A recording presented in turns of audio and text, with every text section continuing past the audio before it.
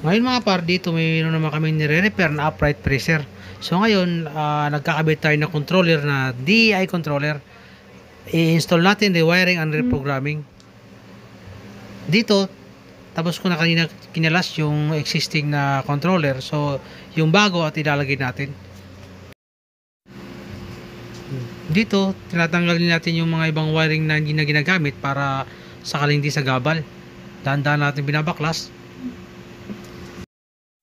Ang history pala dito mga par, yung dating controller nito, hindi na nag-auto defrost. So ngayon, ang client natin nag-suggest na kailangan palitan ng controller para mag-automatic defrost at nang sa ganun, malulusaw yung yelo. Ang defrost timer kasi, yun na, ng controller, yun ang trabaho niya na para every 6 hours, which is 15 to 20 minutes to 30 minutes, magde-defrost yung unit para lulusawin yung yelo na nag-ice build up dun sa evaporator.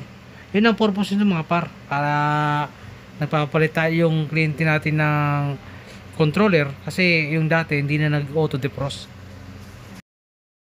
Ito mga pressure ito mga par, lagay nito mga meat product. So dapat ang setting nito negative 18 to negative 15 lang kasi frozen na frozen dapat yung product nila dito nilalagay para di masira. Pagka meat product kasi talagang mostly talagang super lamig, dapat na negative 18.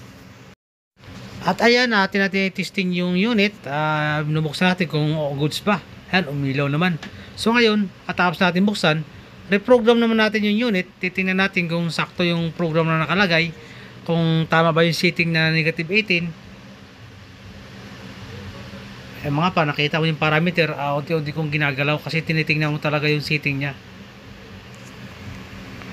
Ngayon, tinitesting nga natin kung ayun, nagbiblink na mapa, nakikita natin, nagbiblink na yung unit. So, nagbibilang na yan, which is 3 minutes. Pag nagbibilang ng 3 minutes, saka umandar yung compressor. Dire-diretso.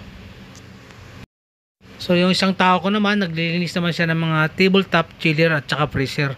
Siya naman ang tinuka ko doon na maglining kasi habang nagre-program ako. So, nagadali na rin kasi kami kasi alauna ng madaling araw. Gusto namin makawin ng maaga para mapagpahinga na rin. Medyo pagod na rin sa maghapon mga par. Dito, sinilip ko sa baba, si evaporator, kung umandar yung blower, tinignan ko, ay hindi umandar. So, balik ulit ako sa taas at ililipat ko yung wire ng evaporator pan motor. Ito kasi mga par, meron dyang gustong erekta, meron din namang which is 3 minutes bago rin umandar yung pan motor. Ngayon, after ko na-install yung controller, lilinisin naman natin yung condenser para malinis at makahinga yung compressor.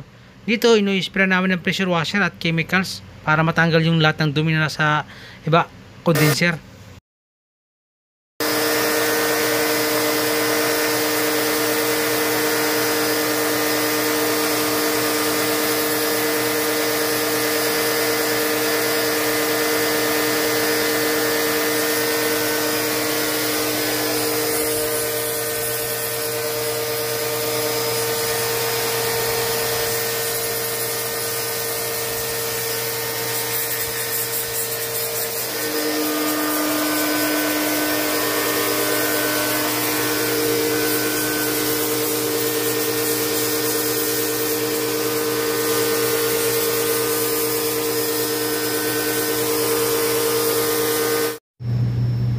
Ngayon mga par, pagkatapos natin malinis, ito na temperature na negative 5 na. So kanina na-match natin yung negative 14.